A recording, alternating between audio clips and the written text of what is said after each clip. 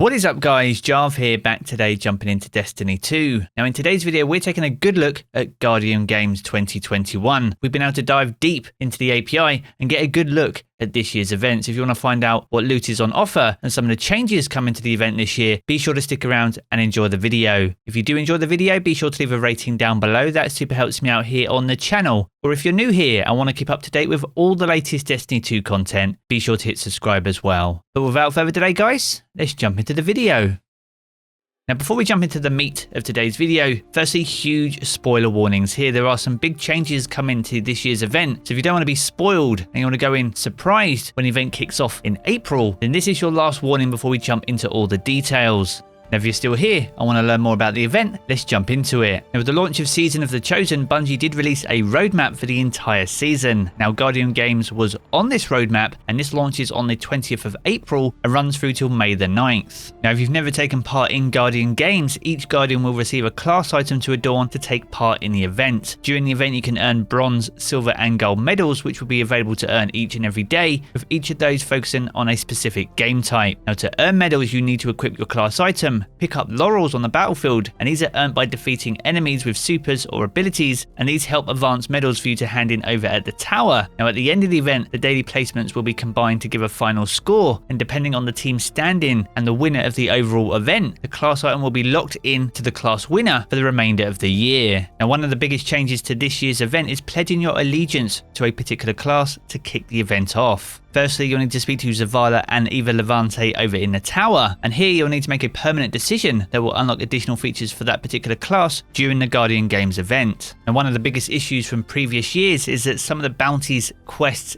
and laurels were easier to collect on some classes over others, and naturally some classes will participate more than others, but by committing to a class at the very beginning of the event, this helps Bungie balance those inconsistencies, hopefully resulting in a much fairer event this time around. A very interesting change nonetheless, but be sure to let me know your thoughts on that one down in the comments below. Now going back to the roadmap, we do get a sneaky peek here at some of the new armor ornaments that will be introduced to Eververse as part of the event. Now alongside these there are 3 new class items too, one for the Hunter, Warlock and Titan. Now the Hunter's class item is called Cobra's Hood. We don't have a full preview of it just yet, but we can see the class icon in the database. For the Warlock this is called the Phoenix Fire. Once again we get the icon preview here, and then the Titan has Lion's Pride, and once again we get the icon preview. Now you'll need to wear these class items on your class of choice in order to generate laurels by defeating mini bosses and lesser enemies with either grenades, melee attacks or supers. Now you have a chance to earn bonus progress when you pick up laurels from a matching class. So if you pick up laurels from the same class, this will count as 3 points towards objectives, and if you pick up laurels from other classes, this will only count as 1 point. So if you can run in fire teams together all with the same class, you'll progress any objectives requiring laurels a lot more efficiently. Now whilst laurels were previously required to unlock the exotic ghost shells, but also some of the triumphs that led to the acquisition of the heir apparent machine gun. Whilst this could be the case for some of the new class items, they can also be used to purchase contender cards from Eva Levante. Now there are 3 triumphs in relation to contender cards in the API, but as we can see here there are in fact 5 classified cards in the database too. Now as far as we can see, these are in relation to the playlist activities specifically, covering Crucible, Gambit and Strikes. Now each contender card will cost 100 laurels, and by completing 3 of these will complete the associated triumph, granting an additional gold medal. Now what we can't see from the database is whether these contender cards are repeatable, whether they have a specific loot pool associated to them, but nevertheless they create an alternative use for laurels, essentially converting them into a currency for us to use as part of the event. Now to go alongside the laurels and the contender cards, there is a new daily focus activities. Once again these rotate between the Crucible, Gambit and Strikes. And in regards to Strikes, there'll be a brand new Guardian Games playlist. Now by selecting this playlist, you'll load into a class specific strike, matchmaking you with other Guardians of the same class. And this leans on Bungie's desire to start implementing events into some of the playlist activities. This helps to achieve that, but also helps assist solo players who may not be able to get into fire teams of other Guardians of the same class. So as a result, it helps include everyone within the event, whether you're a solo player or you run as part of a fire team, help creating a level playing field for all types of players. A very interesting and exciting change nonetheless, but once again guys, be sure to let me know your thoughts on this one down in the comments below.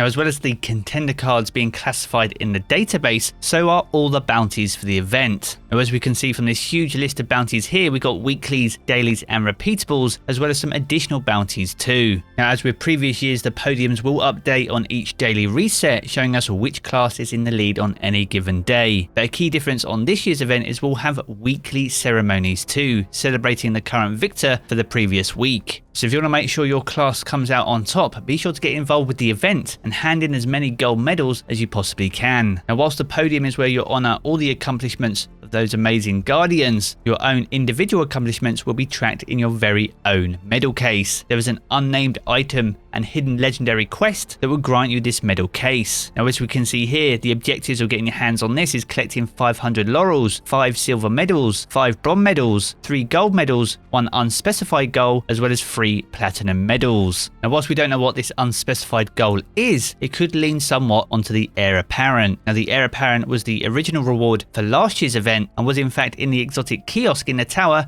upon the launch of Beyond Light. This was since removed by Bungie, and it's entirely possible that the heir apparent could make a return as part of this year's event too. Now, one of the triumphs does state that you can complete the heir apparent catalyst quest, and in return for this you'll get an additional gold medal too. And whilst this is all well and good if you already own heir apparent, if you don't, it somewhat doesn't make sense to own the catalyst before the weapon itself. Now, the only link I've been able to find to the heir apparent in terms of how to obtain it is a link to the exotic quest kiosk over in the tower. So it's entirely possible with the launch of Guardian Games that heir apparent will be added back into the game, but in order to get your hands on it, you'll need to complete a specific mission and objectives. Now, the heir apparent is an exotic power machine gun, a heavy slug thrower, so it spins up and the weapon can only be fired when fully spun up. It's Destiny's closest iteration to a Gatling gun, and it comes with the intrinsic perk Armor of the Colossus, so when at full health, spinning up this weapon protects you with an arc shield. Now, as for the catalyst, this has a new perk called Legion's Bulwark, and this increases the arc shield's durability and partially reloads the magazine if it's destroyed. Now, the heir apparent isn't one of the highest DPS weapons in the game, although with that being said, it can hold over 500 rounds, so whilst it doesn't do high DPS, it does deliver one of the highest damage outputs available. So there we have it guys, a good look at Guardian Games 2021. Some interesting changes coming to this year's event. As always guys, be sure to let me know your thoughts on some of the changes down in the comments below. Now, if you have enjoyed the video, be sure to leave a rating down below as well. That super helps me out here on the channel. And if you're new here or you want to keep up to date with all the latest Destiny 2 content, and there'll be a lot more content over the next couple of weeks and months, then be sure to hit subscribe as well. I'm going to jump back into the game as always guys, but I will catch you all again very soon.